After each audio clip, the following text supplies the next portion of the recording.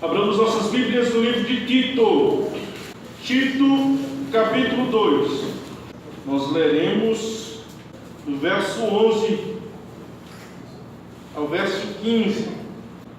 Porquanto a graça de Deus se manifestou salvadora a todos os homens, educando-nos para que, renegadas a impiedade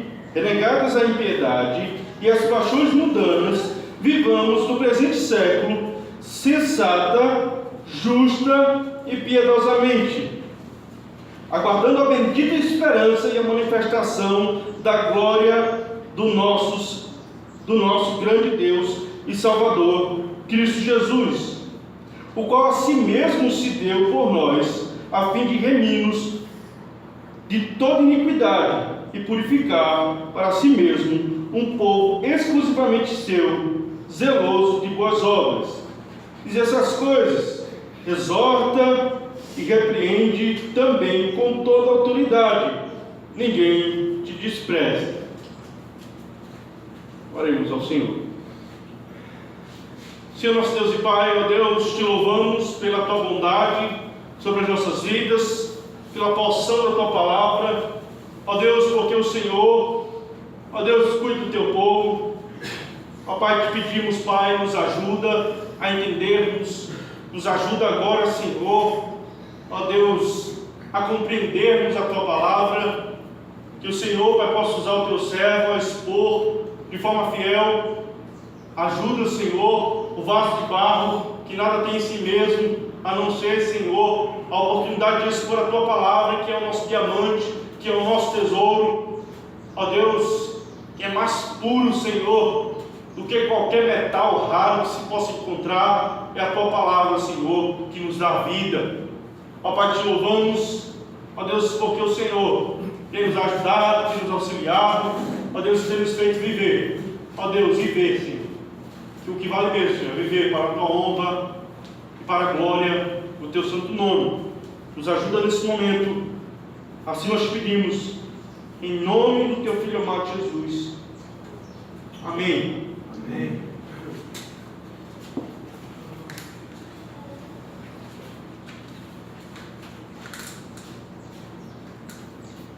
Nós estamos expondo a carta de Tito. Nós sabemos que Tito, um jovem pastor, foi deixado na ilha de Creta para ali estabelecer a sã doutrina nas igrejas que estavam compostas ali na ilha de Creta. E temos observado que vários mestres tinham se apoderado das igrejas. Eles se apoderaram da igreja e eles ensinavam coisas que não convinham, coisas que não levavam a lugar algum, coisas que levavam à impiedade, porque eles também eram ímpios no seu proceder e no seu modo de agir. Então nós vemos que Paulo deixa Tito na ilha de Creta e dá um objetivo a Tito. E nós temos visto desde o primeiro capítulo, agora terminando o segundo capítulo, a missão que Paulo dá a Tito. E nós temos visto que uma das missões que Tito tinha, que Tito foi incumbido, era de silenciar os falsos mestres. Nós vamos hoje discorrer sobre o tema educados pela graça. Educados pela graça. Nós vamos entender o que isso significa, ser educado pela graça. Nós vemos que esse termo é utilizado porque justamente havia naquele lugar pessoas mal educadas. A graça não tinha alcançado essas pessoas de forma a educá-los. E nós vamos entender que todo cristão, ele passa por esse processo de educação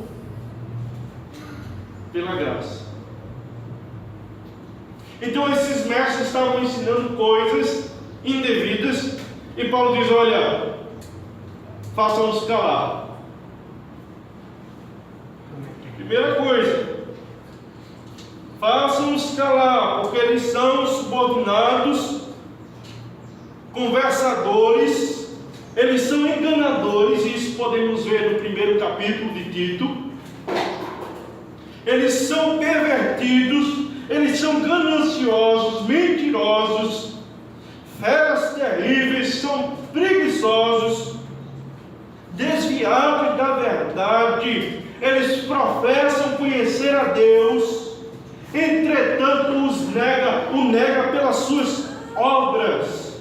São abomináveis, desobedientes e reprovados para toda boa obra.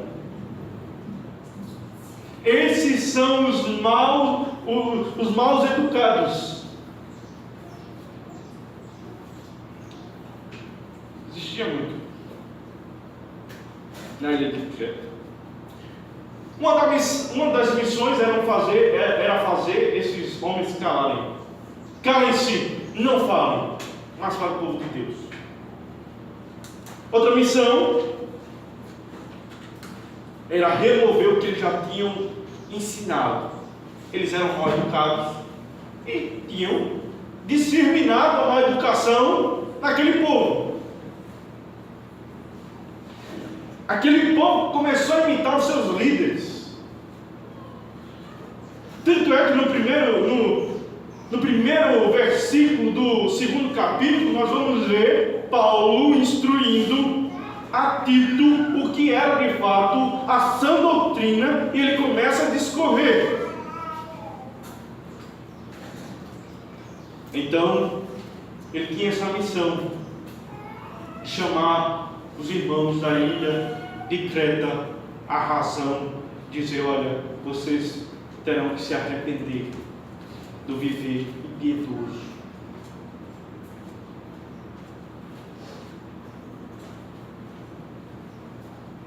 E a terceira missão era promover o viver piedoso. A primeira missão era fazer calar, a segunda missão era remover as ideias erradas, e a terceira era promover as ideias corretas. Então nós vemos que Paulo, ele vai começar a falar no capítulo 2, depois de ter exortado todos os falsos mestres, os irmãos viverem uma vida piedosa, como convém a sã doutrina. Ele vai falar a respeito do ministro, a respeito do idoso, a respeito da idosa, a respeito da jovem, a respeito do moço, a respeito do servo.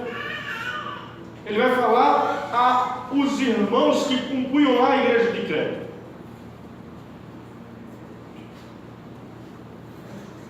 E vai trazer esses irmãos a viver a simplicidade do Evangelho. Porque, como temos aprendido, parece que viver de forma simples é mais complexo do que nós possamos compreender. É tão simples viver o Evangelho, mas quando se trata de um mundo pecador, de homens pecadores, se torna uma coisa tão difícil. Tão difícil.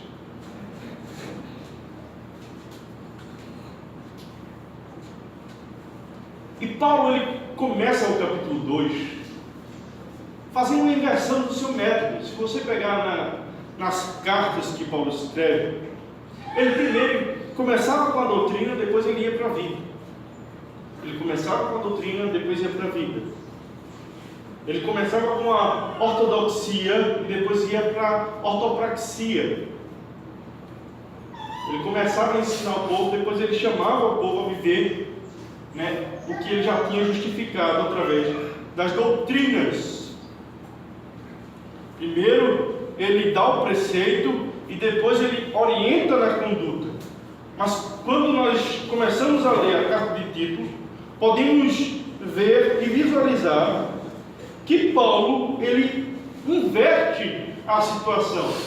Ele coloca primeiro a vida e depois ele justifica através dos preceitos.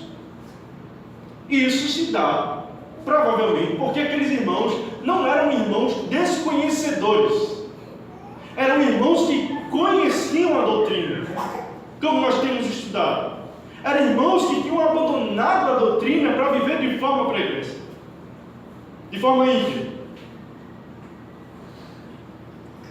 Então Paulo primeiro ele foca na vida, que era a coisa mais importante. Vocês não estão vivendo. E depois ele justifica, e nós vamos estudar isso hoje, pelo menos a primeira parte. Mas essa ordem, ela não diz nada, não quer dizer nada. Ela está falando a mesma coisa. A ordem não importa, né? O que vai ser absolutamente indispensável nessa relação, né?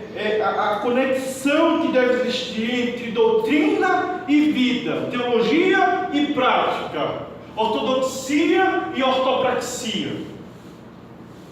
O que deve ser levado em consideração não é a ordem, mas a relação estreita que há entre doutrina e vida, teologia e prática, ortodoxia e ortopraxia.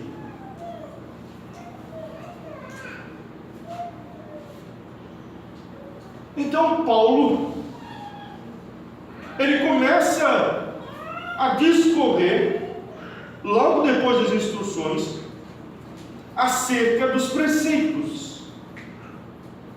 E quando vamos ler,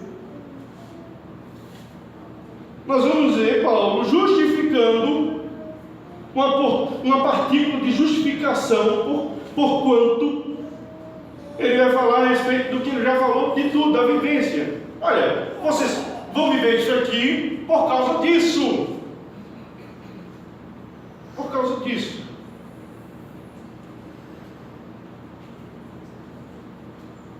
A pergunta que nós fazemos, e a pergunta que aqueles irmãos certamente fizeram: e agora, Paulo? A gente sabe, você já viu que a nossa vida está totalmente distorcida em relação ao Evangelho.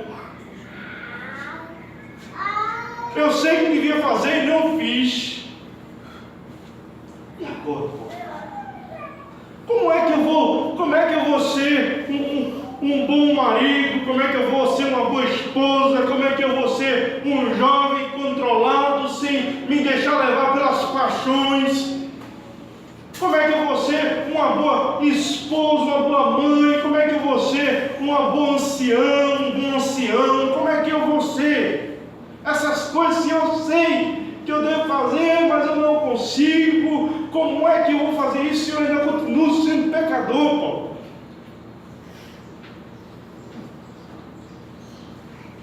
Nós podemos ver do capítulo 2 e podemos entender que a vida que Cristo nos chama é uma vida espetacular, uma vida de desafios. E olhamos assim e falamos: o padrão é alto. O padrão é alto. Eu fazendo análise aqui com o que eu vivo, com a minha vida, eu estou vendo que eu não passo no crivo. Eu não passo no crivo. Eu sou uma pessoa que erro bastante. Mas aí, Paulo, poderemos perguntar a Paulo: por que devemos viver isso? Como poderemos alcançar esse viver piedoso que aí está expresso?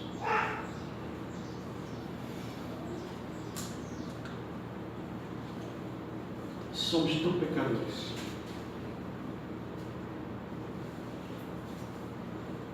Paulo responde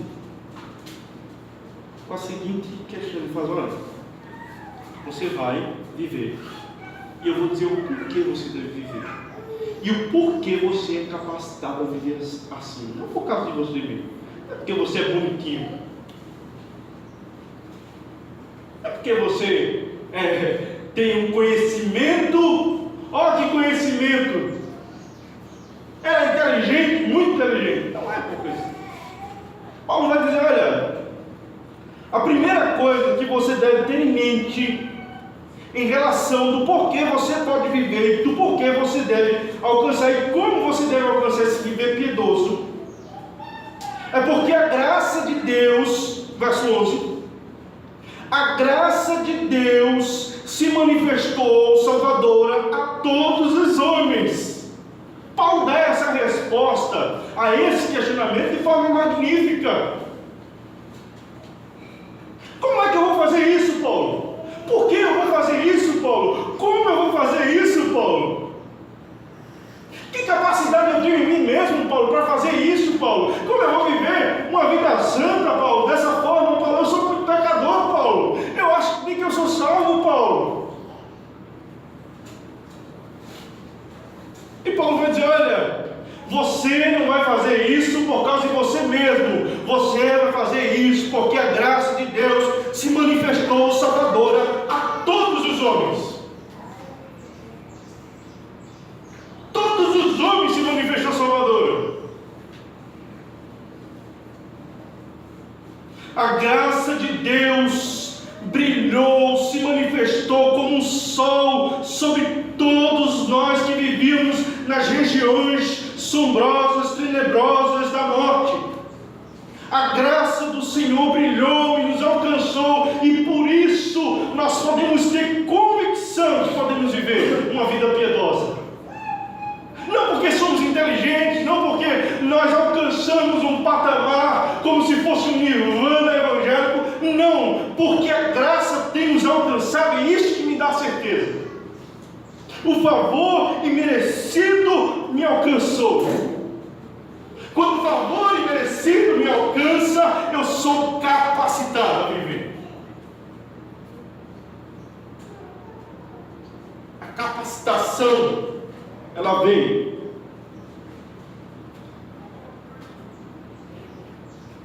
Porque, Paulo, eu posso viver de forma a agradar a Deus.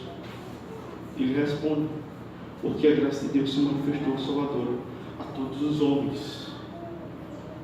A todos os homens, porque a graça de Deus se manifestou salvadora a todos os homens. Não importa qual é o seu estado, não importa qual é a sua idade, não importa se você é homem ou mulher, não importa se você é escravo ou livre, a graça do Senhor tem alcançado todos os homens, independente de classe social, independente de gênero, independentemente de idade. A classe não quer dizer mais nada. A graça do Senhor tem alcançado todos os homens. Todos. Favor que você não merece tem te alcançado. Por isso que você é capaz de viver isso.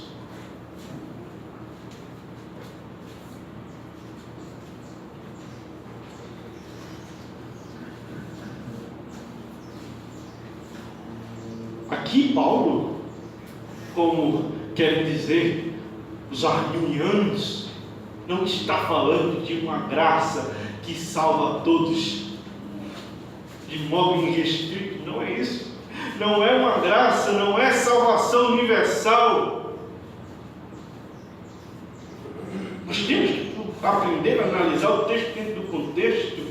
E isso é uma justificação de porque o escravo poderia viver para a glória de Deus de forma piedosa, porque a mulher lá que desprezava o ser mãe pode também tornar a viver, a ter um viver piedoso, porque a anciã lá alcoólatra poderia sim voltar e viver para a glória de Deus, porque o ancião poderia se tornar homem sensato, santo, para a glória de Deus, porque o jovem lá descontrolado, aquele jovem que fazia e acontecia, ele pode se tornar um jovem equilibrado.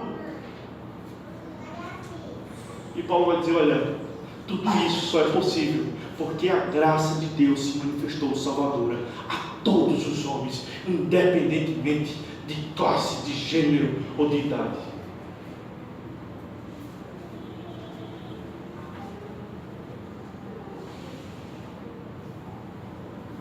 A graça redentora de Deus rompeu o poder do pecado,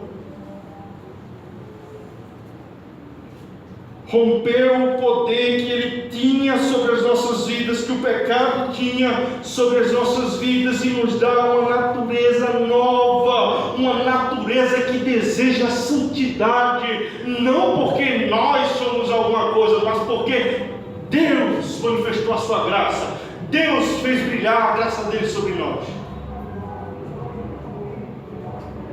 Que resposta magnífica de Paulo! Que coisa magnífica que Paulo nos dá a certeza de que Deus nos alcançou.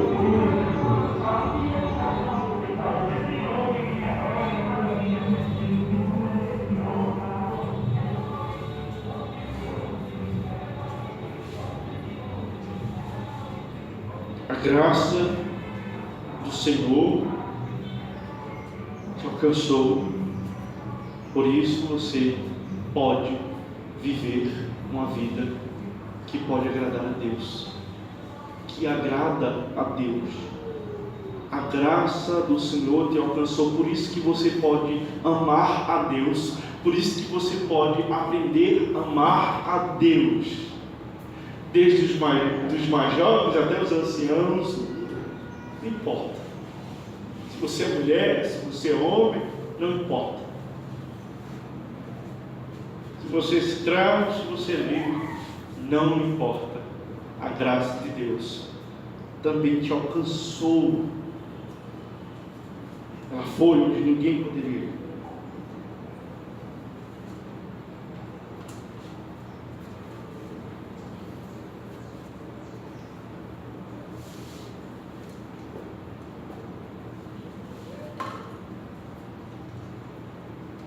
Que resposta de Paulo?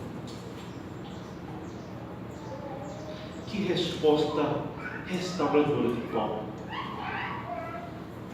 Que resposta que nos faz amar a Deus, nos faz olhar para Deus com confiança. Não é por causa de mim, não é porque eu sou pobre, não é porque eu sou rico, é porque o Senhor tem usado misericórdia e tem colocado a sua graça sobre mim. Não é pelo que eu tenha feito, mas sim porque em Cristo a graça se manifestou.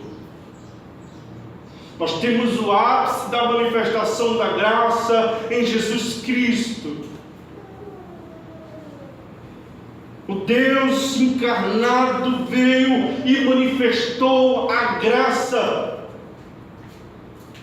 E nós podemos conhecer essa graça, e quão grande graça, através do Filho de Deus, que nos redime do pecado, que nos dá esse favor que nós não merecemos. Nós não merecemos, Senhor, mas o Senhor nos concede.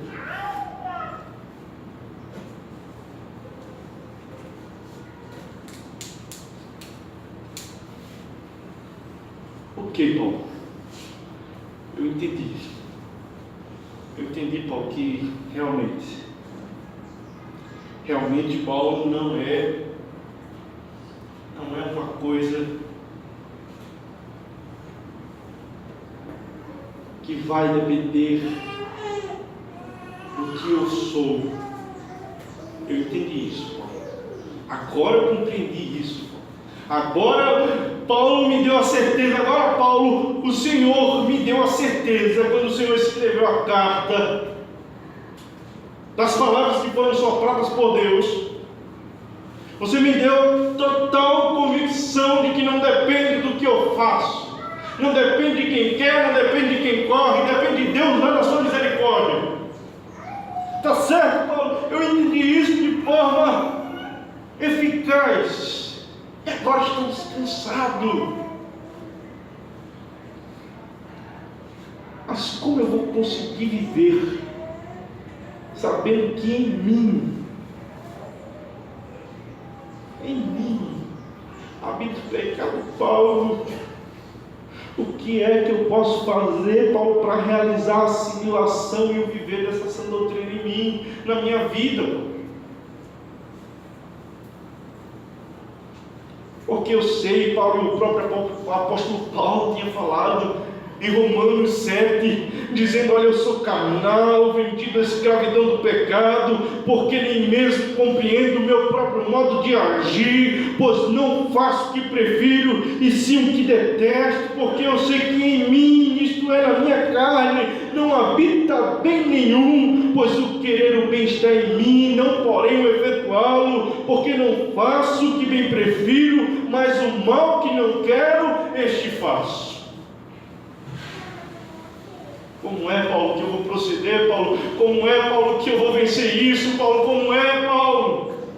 Eu entendi que o amor de Deus me alcançou através da sua graça, que brilhou sobre mim, brilhou sobre o meu pecado, e onde abundou o pecado, superabundou a graça. Eu conheço isso, e isso se faz presente em mim, Paulo. Mas agora, Paulo, eu tenho que viver uma vida. Como é que eu vou fazer isso, Paulo?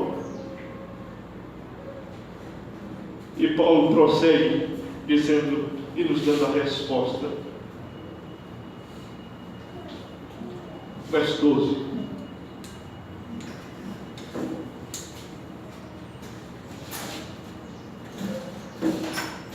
Ele vai dizer: olha, existe um fator que você está desconsiderando.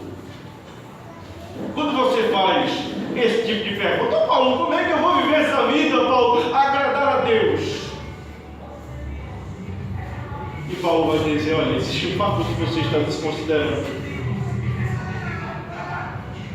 O que é que você está pensando? Você pensa que você vai ser um bom esposo como um passe de mágica? Você está pensando que você vai ser um bom cristão como passe de mágica? Você pensa que você vai ser um bom marido, ou uma boa mulher, ou uma boa esposa, uma boa mãe, como passe de mágica? Você acha que vai poder glorificar a Deus de forma plena em um passe de mágica? Não é assim. O Evangelho não faz lavagem cerebral. Não faz lavagem cerebral. As coisas são progressivas. Certo dia, eu me deparei com uma situação em que chega até a ser constrangedora. O que acontece é que muitas pessoas pensam que, ao se arrepender dos seus pecados, ao, vamos assim colocar nos termos deles, se aceitar a Jesus, agora, a partir daquele momento, uma nova vida, de forma mágica, a pessoa entra para o que ela acha que é Evangelho, de repente se torna já um santinho que não tem mais pecado. Sabe, eu me deparei já com uma situação dessa. O camarada vai até minha casa e diz: Natanael, a paz do Senhor. Até a voz muda. Até a voz muda. O que foi que aconteceu com você, meu filho? Que igreja foi essa que ele transformou em um santo, quase com a auréola aparecendo em cima da cabeça da noite do dia? Que lavagem cerebral foi essa? Isso não existe. Isso não existe. Porque ainda existe pecados a ser vencida, vícios, coisas que lhe escravizavam, que vai ter que ser vencida agora. É uma batalha que você vai travar. Talvez para mim seja em um aspecto, talvez para você seja em outro aspecto, mas todos nós, todos que aqui estamos, todos que professamos a fé, nós teremos essa batalha em nós mesmos. Não existe essa de como um passe de mágica. Quem pensa dessa forma está desconsiderando, e Paulo vai dizer: olha, não é passe de mágica, você não vai se tornar um ancião melhor em passe de mágica, você não vai se tornar um ancião melhor em passe de mágica, você não vai se tornar uma esposa melhor em passe de mágica, você não vai se tornar uma mãe melhor em passe de mágica, você não vai se tornar um jovem equilibrado em passe de mágica, ou um servo melhor em passe de mágica, como se tudo fosse mágica. Não! Você precisa considerar um fator. Ele diz, olha, em complemento, vamos ler do verso 11: porquanto a graça de Deus se manifestou salvadora a todos os homens. Aí ele diz, olha, a graça de Deus te salvou, porque você está salvo e você professa a fé. Aí existe um processo que se chama o processo educacional. Ela fez isso, aí educando-nos para que, renegados a iniquidade e as paixões mundanas, vivamos no presente século sensata, justa e piedosamente.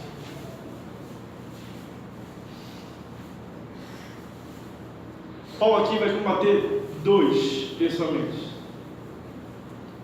O primeiro pensamento é daquele cidadão que se converte e acha que do dia para a noite é um santo.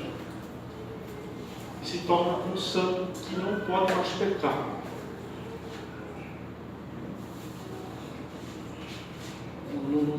Eu não vou mais pecar, nunca mais na minha vida. Eu não vou pecar.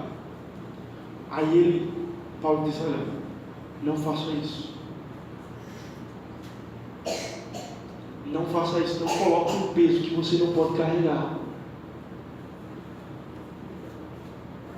Porque senão, se você colocar uma santidade impossível em cima de você, e não a santidade possível que Cristo nos chama lá em Mateus 5, você vai se decepcionar com você mesmo e vai tropeçar. Existe um processo progressivo, meu filho.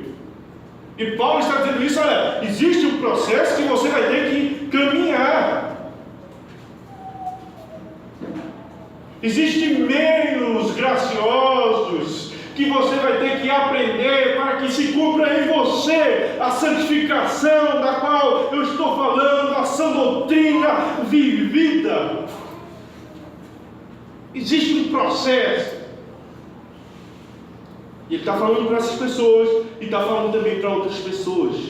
Ele está falando para o segundo grupo, que é aquele grupo que acha que foi salvo. Não, fui salvo e agora não interessa mais nada porque é um favor imerecido. Favor imerecido, o que importa agora? O que é que eu posso fazer para me salvar? Nada. O que é que eu fiz para ser salvo? Nada. Então, como é que eu devo viver para continuar sendo salvo? Aí ele diz, nada, não preciso ver nada. E ele está errado. É uma vida a ser vivida. É uma vida a ser vivida. Paulo vai dizer, olha, a graça foi exposta, te alcançou, te salvou e te educou. Ela vai fazer isso. Ela te salva, mas ela também te educa. ela vai te educar. A graça do Senhor, que é a graça salvadora, não nos torna mal educados. Não nos torna mal educados.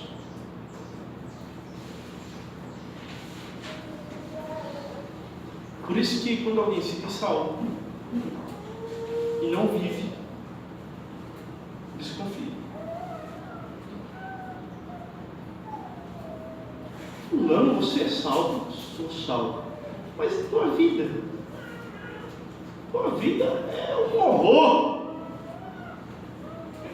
Esse aí é um mal educado. O mal educado não foi educado pela graça. Não foi educado pela graça. Nós não conseguiremos viver sem pecado. E isso é fato. Mas toda vez que pecarmos, sentiremos profunda tristeza por isso. Profunda tristeza. Ficaremos tristes por isso. Mas não podemos, de modo nenhum, achar que somos salvos. E isso não traz impacto nenhum sobre as nossas obras. Ao ponto de não nos mudar em nada.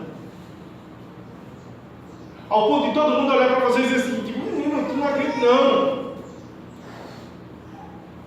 Tu não acredita não. Outro dia eu falava com alguém, não me lembro o nome, e ele dizia o seguinte: olha, o cidadão dizia assim: olha, a pior coisa é pregar em casa, né? Porque ele conhece o pecado da gente. Eles conhecem o pecado da gente. Como assim? E você acha que você só é capacitado a pregar quem não conhece os pecados? Que graça é essa que não te educou a ser crente dentro da própria casa? Que graça é essa que te educou a não agir como um filho de Deus? A não parecer com Jesus? Porque é uma consequência lógica da graça salvadora. Se a graça brilhou sobre você, ela vai completar a boa obra e vai lhe educar. Educados pela graça. Somos um povo educado pela graça. E esse é um processo contínuo. Temos aprendido isso nas sextas-feiras, no estudo. O processo de educação é um processo contínuo. Engraçado que quando ele fala que a graça vai nos educar, ele usa o mesmo termo que é designado ao pai e à mãe. A graça vai te educar como um pai, como uma mãe. O termo no grego é igual. É igual. A graça vai te disciplinar, a graça vai te educar, a graça vai te tornar moral, a graça que te alcança vai te ajudar. Essa é a resposta para as pessoas que perguntam assim: como é que vai acontecer esse processo de santificação na minha vida? A graça vai concluir em você o que ela já começou.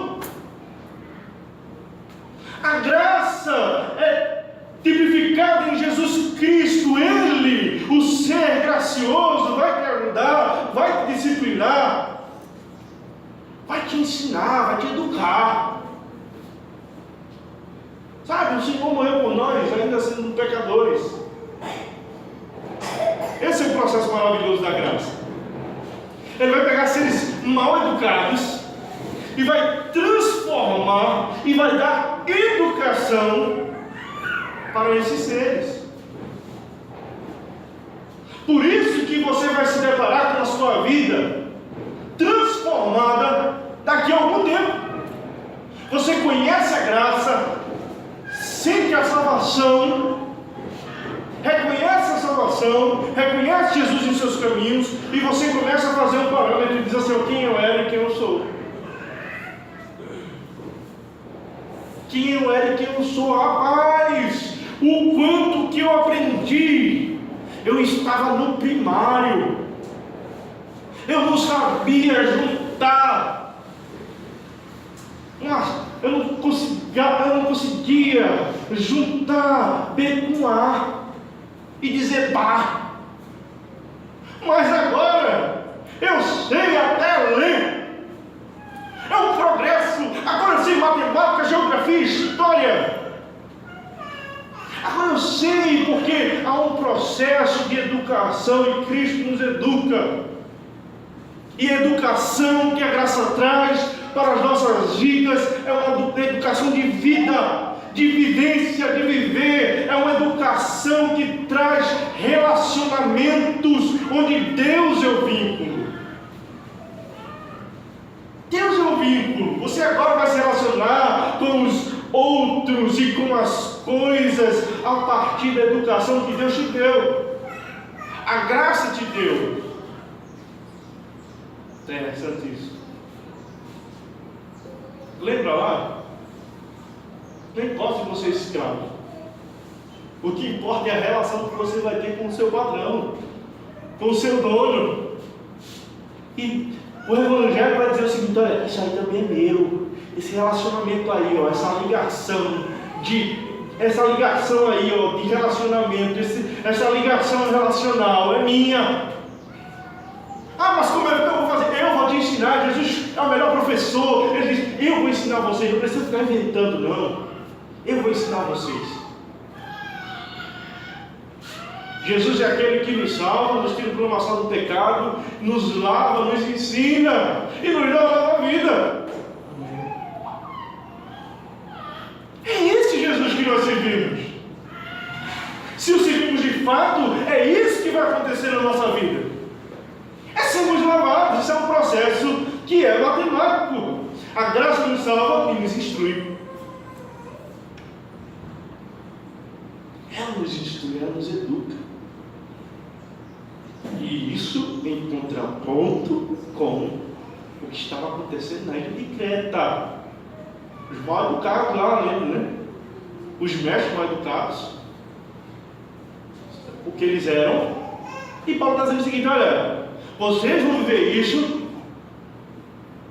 Vocês vão ver dessa forma, que era um contraponto com o que eles estavam pregando, os falsos mestres. Ele disse o seguinte: olha, vocês vão ver isso, porque a graça educa. A graça vai tornar vocês homens melhores, mulheres melhores, filhos melhores, pais melhores, trabalhadores melhores, patrões melhores.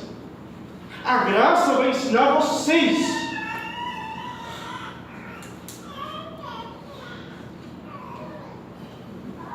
Educando-nos. Esse é o processo que a graça faz. 1 Coríntios 2,12, abre.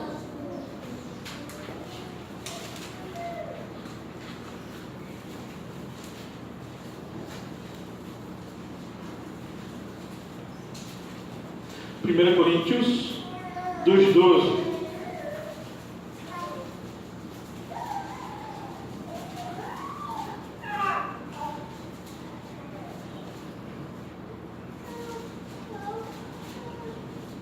Toda a igreja. Ora, nós não temos recebido o Espírito do mundo, e sim o Espírito que vem de Deus, para que conheçamos o que por Deus nos foi dado gratuitamente. No 16, no finalzinho, você vai ver assim: nós, porém, temos a mente de Cristo. A graça nos salva, tira de nós toda a impureza. E Paulo vai deixar dizendo assim: nós não temos recebido o Espírito do mundo, nós temos recebido o Espírito de Deus. A graça vai nos educar a ter a mente de Cristo, a ver as coisas como Cristo vê, a ver as coisas como Deus vê, a enxergar o mundo a partir da perspectiva dele. Por isso que o cristão, ele sabe todo canto que chega, ele deve assim ser tido, porque ele olha as coisas e julga segundo a ótica de Deus, e as pessoas olham assim: como assim? Não é esse o filho de Maria, da barraca de Zezinho? Como é que ele sabe tanto? Aí dizem assim: eu peguei esse menino no colo. Eu peguei esse menino no colo. Como é que esse menino tem tanta coisa a me ensinar? E vai se cumprir na vida de todo jovem o que tem dizendo lá no Salmo 119: os jovens que amam a palavra de Deus, amam os mandamentos do Senhor, os anciãos aprenderão com ele. Aqueles que não honram a palavra do Senhor também olharão para o jovem assim: como assim esse jovem é mais esperto do que eu? E isso não é porque eu quero mostrar que é mais esperto.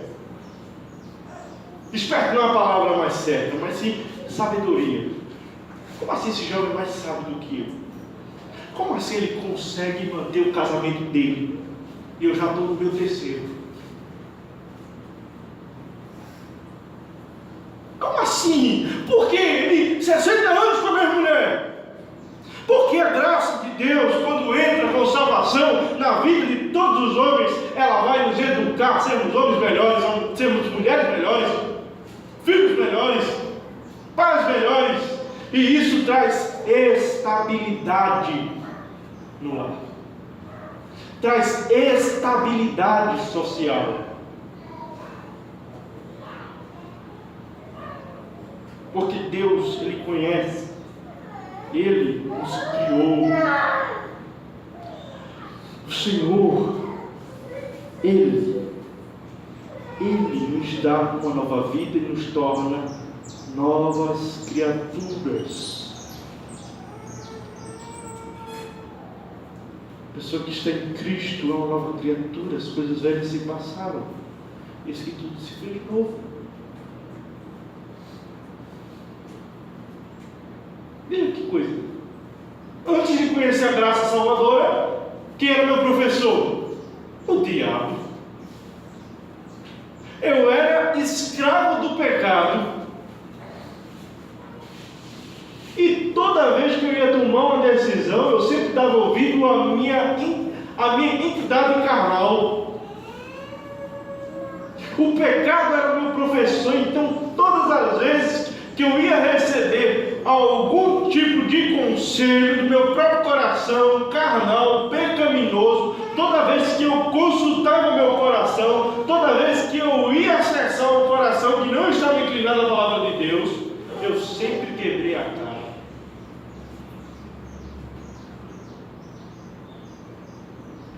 Eu sempre saí dos meus empregos todos, porque eu sempre, na hora, eu escutava meu coração e não fazia o que era reto.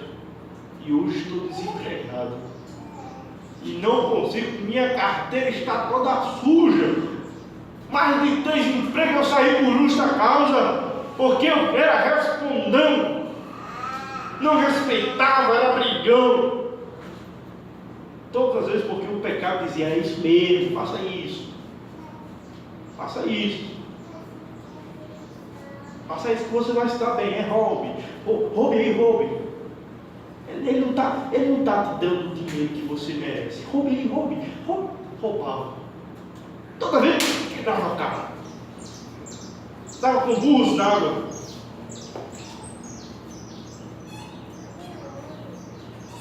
Meu pai me odeia. Por que seu pai me odeia? Não, porque infelizmente quando eu não conheci a graça educadora, quando eu não conheci o Jesus que me salva e me educa, eu dava vazão aos meus sentimentos pecaminosos, consultava o meu coração pecaminoso, consultava o pecado, e ele dizia o seguinte: desrespeita, enfrenta, confronta, humilha ele está merecendo, humilha. Não honre seu pai, não honre sua mãe.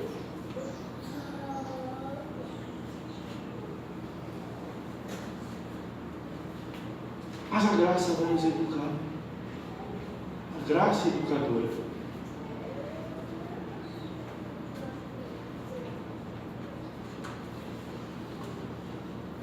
Não é possível insistir em ser salvo da penalidade do pecado e não ser salvo do poder do seu domínio. É possível. Filipenses 3:12 ao 14.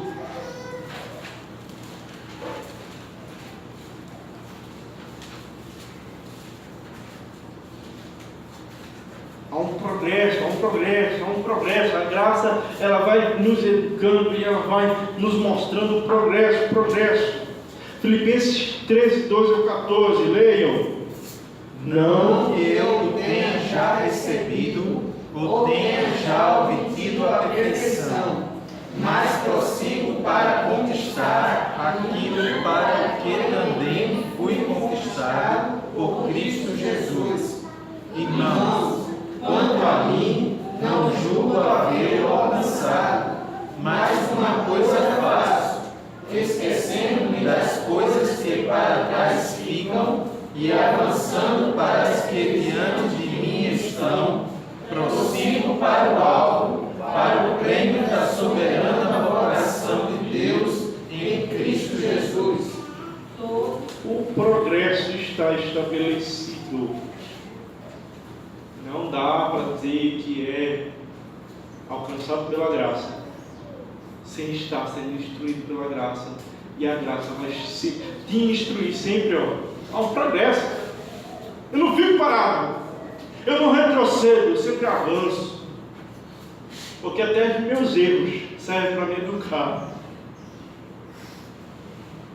E a graça diz o seguinte: olha, vem cá, pega na mão como se fosse uma criança, diz assim: olha, você errou isso, mas vamos para frente. Nós somos eleitos em Cristo Jesus e temos a segurança eterna. Não cairemos. Somos salvos em Cristo Jesus. A perseverança dos santos não pertence aos santos, mas pertence àquele que nos deu a perseverança, aquele que nos dá a perseverança, aquele que conclui a boa obra. Colossenses 3, 8, 10.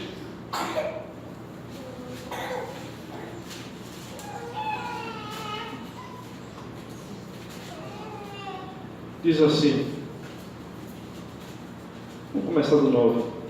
Não mintais uns aos outros, uma vez que vos despiste do velho homem, como seus feitos, e vos revestiste do novo homem, que se refaz para o teu conhecimento, segundo a imagem daquele que o criou. Olha para isso. É sempre um progresso. E aqui nós vamos ter a santificação, o progresso, a educação, acompanhado em 2 passos. 2 passos simples que ele vai relatar. E são esses processos negativos e os processos positivos. E olha a graça já nos instruindo. Em Tito, nós vamos ver processos negativos e processos positivos. O processo negativo é o seguinte: olha, o Senhor, a graça, vai nos instruir a renegar, a negar a impiedade e as paixões mundanas. Primeira coisa que ela faz: você é salvo, eu te alcancei. A primeira coisa, anote. Sim, professor. Primeiro, renegue a impiedade. Impiedade? Eu não posso ser ímpio. Por isso que Tito vai dizer, olha, no primeiro capítulo, Paulo vai dizer a Tito: conhecimento, ele tem que promover a piedade, e ponto. E ponto. Piedade. Sejam piedosos. Seja piedoso. Renegue a impiedade. Todo caminho que te leva à impiedade, para e desvia dele. Você diz assim: sim, professor, negar a impiedade. Estou na minha vida, fui alcançado pela graça, eu costumo ser ímpio, eu costumo desonrar meu pai e minha mãe, e isso é uma coisa ímpia. Eu não costumo honrá-los com a honra que é devida a eles, e eu estou lá em casa, fui alcançado pela graça, e de repente surge uma situação, e o pecado vai dizer assim: olha, desonra, está merecendo. Aí você vai olhar no caderninho lá de anotação e você vai dizer: renegue a impiedade. Aí você vai dizer assim: não. Aí você entrega a sua prova para a professora Graça. E ela vai dizer: correto.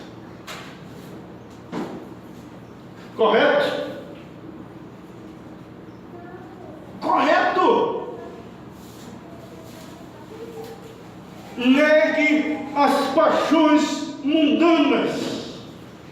Quando ele bota aqui as paixões mundanas, ele está generalizando tudo. Negue, olha para isso, negue as paixões mundanas. E são aspectos positivos. Você vai ter que dizer não para muita coisa. Não para muita coisa, vai ter que dizer não para muita coisa.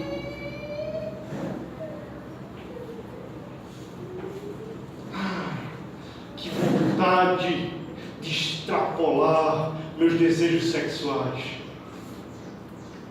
Parou aí. Controla. Escuta a graça aí. E salvo para isso. Não.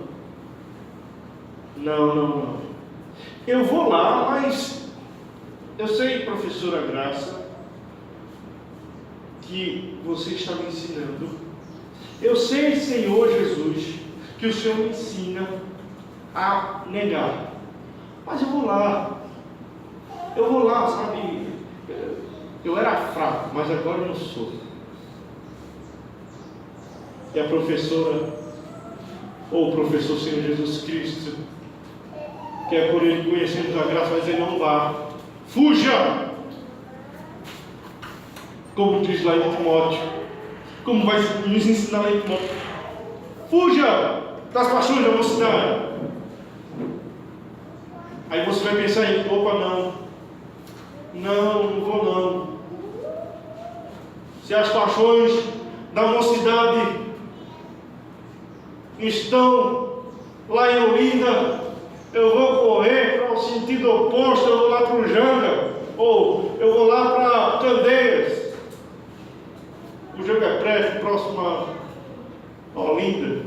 Eu vou para Candeias, sentido totalmente oposto. Porque eu reconheço que se eu bobear, eu levo um zero para a prova.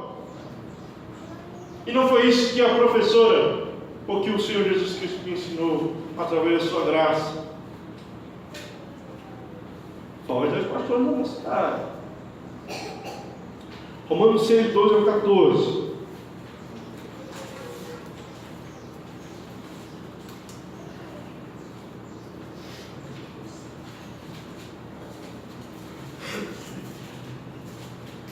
Romanos 6, 12, 14. Todos. Não tenham, portanto, pecado em vosso corpo mortal, de maneira que obedeçais às suas paixões, nem ofereçais cada um os membros do seu corpo ao pecado, como instrumentos de iniquidade, mas oferecei-vos a Deus como ressurretos dentre os mortos, e os vossos membros a Deus como instrumentos de justiça. Porque o pecado não terá domínio sobre vós, pois não estáis debaixo da lei, e sim da graça. Amém.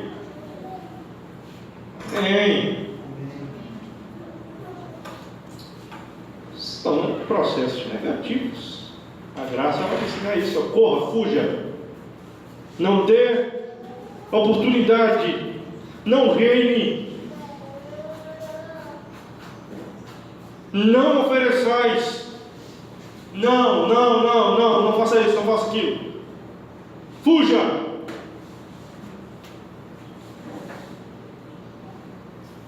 Fuja! E quando eu fugir, Natanael? E quando eu fugir, Paulo? Vamos perguntar a Paulo, né? E quando eu fugir, Paulo, o que é que eu faço? Eu só fujo e fico lá pensando: eita, fugiu. Fui um vencedor. Vou tirar 10 na prova porque eu fugi. Não. Aí é que vem os processos positivos. Os processos positivos devem ser executados sempre quando você estiver executando os processos negativos.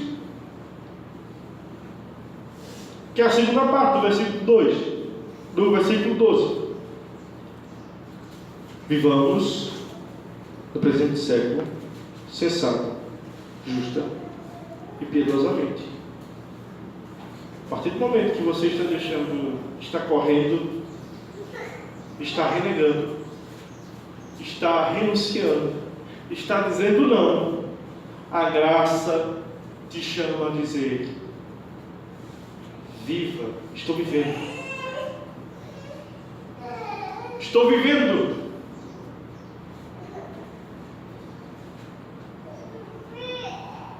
Nós devemos aprender que não devemos só deixar de fazer as coisas. Nós devemos aprender que a graça nos dá processos positivos no qual nós devemos nos dedicar a fazer as coisas, porque quem está fazendo algo está deixando de fazer outro algo.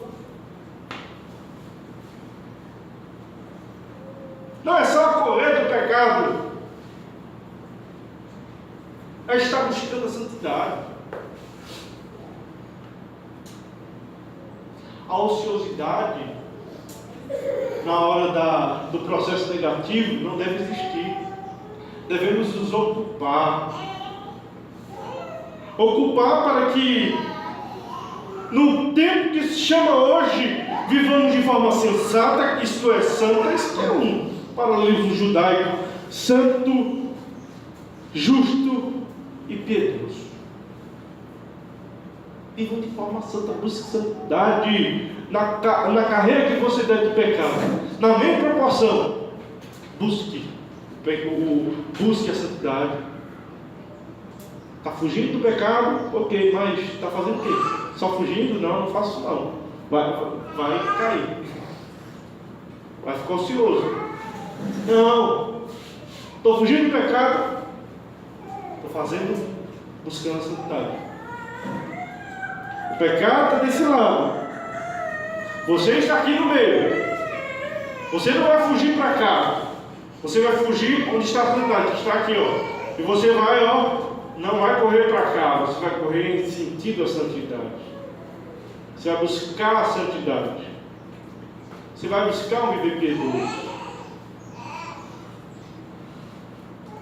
Sabe, é assim. Assim, poderia fazer várias aplicações na vida cotidiana. Amém. Mas fica muito extenso. Nós sabemos o que temos que fazer. Sabemos onde temos que melhorar e temos que nos empenhar para isso.